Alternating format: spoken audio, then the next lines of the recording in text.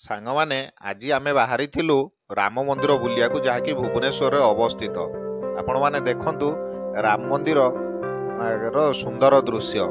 ଆପଣମାନେ ଯଦି ସପରିବାର ସହିତ ବୁଲିବାକୁ ଆସୁଛନ୍ତି ରାମ ମନ୍ଦିର, ତାହେଲେ ରେଲୱେ ଷ୍ଟେସନରେ ଓହ୍ଲେଇ ମାତ୍ର 2 କିଲୋମିଟର ରେଡିୟସରେ ରାମ ମନ୍ଦିର ପଡ଼ିବ। ରାମ ମନ୍ଦିର ପ୍ରଭୁ ଶ୍ରୀରାମ କିଭଳି ଭାବରେ ବିରାଜମାନ କରିଛନ୍ତି ତାଙ୍କ ମନ୍ଦିରରେ ତାହା ଦେଖିବାକୁ ମିଳିବ।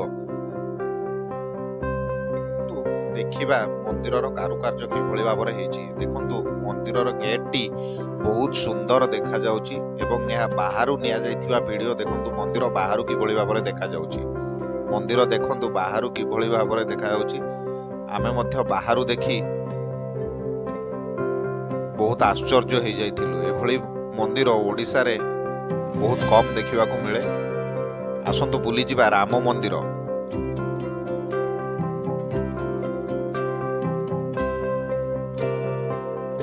ରାମ ମନ୍ଦିରର ପାଖରେ ଆପଣମାନେ ଦେଖନ୍ତୁ ଜୋତା ଷ୍ଟାଣ୍ଡଟିଏ ମଧ୍ୟ ଅଛି। ଯେଉଁ ଭକ୍ତମାନେ ବାହାରୁ ଆସନ୍ତି ସେମାନେ ଜୋତା ଏବଂ ବ୍ୟାଗ୍ ନିଜର ଏହି ଷ୍ଟାଣ୍ଡରେ ରଖିପାରିବେ। ମାତ୍ର 5 ଟଙ୍କା ଦେଇ ଜୋତା ଏବଂ ବ୍ୟାଗ୍ ବହୁତ ସମୟ ଧରି ରଖିପାରିବେ। ଯଦି ସକାଳୁ ଆପଣ ଯାଉଛନ୍ତି ତାହେଲେ ସନ୍ଧ୍ୟା ପର୍ଯ୍ୟନ୍ତ ମଧ୍ୟ ରଖିଲେ କିଛି ଅସୁବିଧା ହେବ ନାହିଁ। ରାମ ମନ୍ଦିରର ଦୃଶ୍ୟ, ଗେଟ୍ର ଦୃଶ୍ୟ ଦେଖନ୍ତୁ ବାହାରୁ ପୁରା ଭିତର ଯାଏ ପୁରା ପରିଷ୍କାର ଦେଖାଯାଉଛି। ଗେଟ୍ରେ ଦେଖନ୍ତୁ କିଭଳି ଭାବରେ ସୁନ୍ଦର କାରୁକାର୍ଯ୍ୟ ମଧ୍ୟ କରାହେଇଛି। ଅତି ସୁନ୍ଦର ଭାବରେ କାରୁକାର୍ଯ୍ୟ ଏବଂ ମୂର୍ତ୍ତିମାନ ମଧ୍ୟ କରାହେଇଛି। ଦେଖନ୍ତୁ କିଭଳି ଭାବରେ ମୂର୍ତ୍ତି ସବୁ ରଖାହେଇଛି ଏବଂ ଗଢ଼ା ହେଇଛି। ସୁନ୍ଦର କାରୁକାର୍ଯ୍ୟ, ବହୁତ ସୁନ୍ଦର କାରୁକାର୍ଯ୍ୟ ହେଇଛି ରାମ ମନ୍ଦିରରେ, ଯାହା ଆପଣମାନେ ଦେଖୁଥିବେ। ଏବଂ ଯଦି ଆପଣମାନେ ପରିବାର ସହିତ ଆସନ୍ତି ଦେଖନ୍ତୁ ଗେଟ୍ରେ କିଭଳି ଭାବରେ ମୂର୍ତ୍ତି ଗୁଡ଼ିକ ସବୁ ବନାଯାଇଛି। ବହୁତ ସୁନ୍ଦର ମୂର୍ତ୍ତି ବନାଯାଇଛି, ବହୁତ ସୁନ୍ଦର ଲାଗୁଛି। ଗେଟ୍ଟି ମଧ୍ୟ ବହୁତ ସୁନ୍ଦର ଲାଗୁଛି ଦେଖିବାକୁ। ଆପଣମାନେ ଦେଖନ୍ତୁ କିଭଳି ଭାବରେ ଗେଟ୍ଟି ବନା ହେଇଛି ଏବଂ ସୁନ୍ଦର କାରୁକାର୍ଯ୍ୟ ହେଇଛି। ଆଗ କାଳରେ ଆମର ମିସ୍ତ୍ରୀମାନେ କିଭଳି ଭାବରେ କେତେ ସୁନ୍ଦର ମୂର୍ତ୍ତିମାନ ସ୍ଥାପନ କରିପାରୁଥିଲେ, ଗଢ଼ି ପାରୁଥିଲେ, ଏହା ଏକ ସୁନ୍ଦର ଉଦାହରଣ।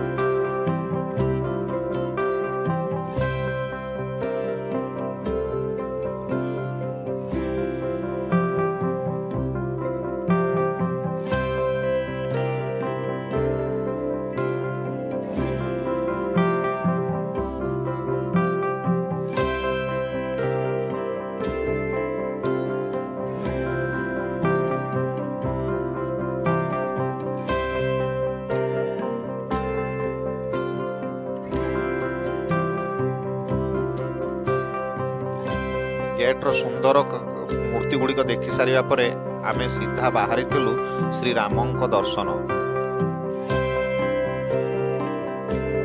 ଦେଖନ୍ତୁ ଆପଣମାନେ ଏଠି ବି ଜୋତା ଷ୍ଟାଣ୍ଡର, ମୁଁ ଯେମିତି କହିଲି କି ଏଠି ଜୋତା ଷ୍ଟାଣ୍ଡ ଅଛି ଏବଂ ବାହାରୁ ଗେଟ୍ ଏଇଭଳି ଭାବରେ ଦେଖାଯାଉଛି।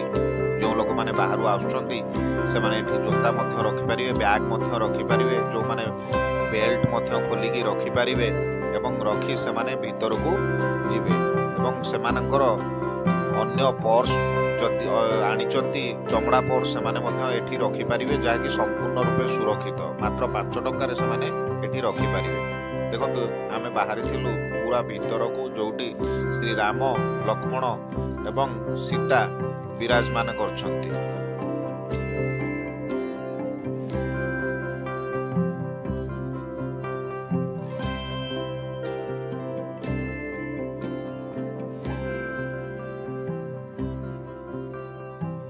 ସାଙ୍ଗମାନେ ଯଦି ଆପଣମାନେ ଆମ ଚ୍ୟାନେଲରେ ନୂଆ ଅଛନ୍ତି ତାହେଲେ ଆମ ଚ୍ୟାନେଲକୁ ଲାଇକ୍, ସେୟାର ଏଣ୍ଡ ସବସ୍କ୍ରାଇବ କରିବାକୁ ଜମା ବି ଭୁଲିବେ ନାହିଁ।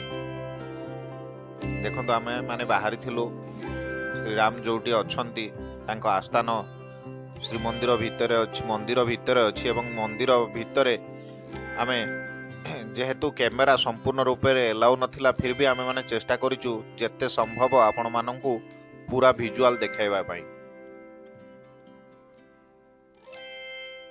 आम माने सखाळु सखाळु गाधेई जाई पहुंची जाइथिलु। देखंतु श्री राम लक्ष्मण एवं सीता एडी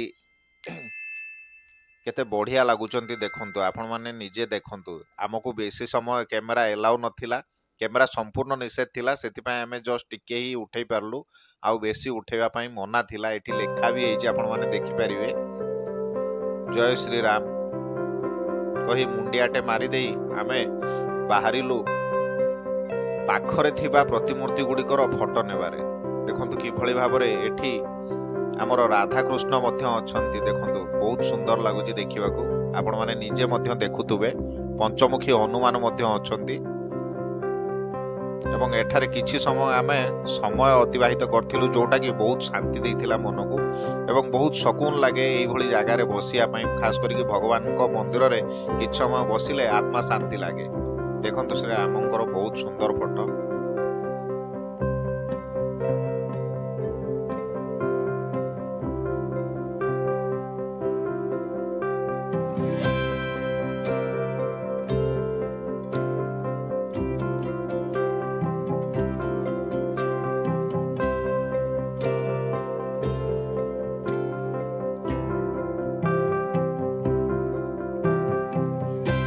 मंदिर भितर देखंतु दीप स्टैंड रो व्यवस्था मध्य करा जायछि। दीप मंदिर भितर लगेले विभिन्न प्रकार अलिया आवर्जना होतला, सेति बाहर एक स्टैंड कर दिया है। जो भक्त माने दीप लगेबाकू चाहिए तो सेति दीप स्टैंड रो बाहर व्यवस्था करा है। भितर लगेले लुगा पटारे मध्य निया लागि जिवार संभावना थाए, सेति एक खोला जगह रे रखा जायछि जोटा कि किछि अघटन हेबो नाही। ये देखंतु ये देखंतु आपण माने भक्त मानकू देखंतु सखाळु सखाळु भक्त श्री राम को दर्शन पाई केते भीड़ जमुछि मंदिर रे। देखंतु मंदिर भितर देखंतु सबु प्रकार देवादेवी देखिबा को मिले। माने मंदिर पूजा सारी पाखरे थिबा देवादेवी को पाखकू आस्थिलु एवं देखंतु पाखरे हमर मां मंगला, एठी देखंतु मां मंगला एवं देखंतु एकदंत हमर श्री गणेश एवं एठी महादेव मध्य पूजा पाउ अछंती। सबु प्रकार देवादेवी मंदिर भितर अछंती। एठी पाखरे देखंतु एठी देखंतु महादेव नना पूजा करछंती एवं एठारे देखंतु सबु प्रकार हमर सामग्री पाइबे। पूजा सामग्री मंदिर परिसर भितर सबु प्रकार पूजा सामग्री बिक्री होची। मिठा दुकान ठारू आरंभ करी नड़िया कदली एवं अन्यान्य सामग्री। एपटरे सेपटरे तो देखिले आपण माने मां मंगला, श्री गणेश एवं महादेव को देखिले। एठारे देखंतु मां लक्ष्मी मध्य अछंती, एपटरे मां दुर्गा मध्य अछंती। सबु प्रकार देवादेवी को आपण माने देखिबा को पाइबे मंदिर परिसर रे। तेणु आमे माने किछि समय सेठारे बितेई बहुत मनोरंजन कलु एवं बहुत माने एन्जॉय भी कलु। देखंतु आपण माने निजे देखंतु जदि सांग माने आपण माने हम चैनल रे नुआ अछंती तले हम चैनल को लाइक शेयर एंड सब्सक्राइब करने को जमा भी भूलिबे नाही।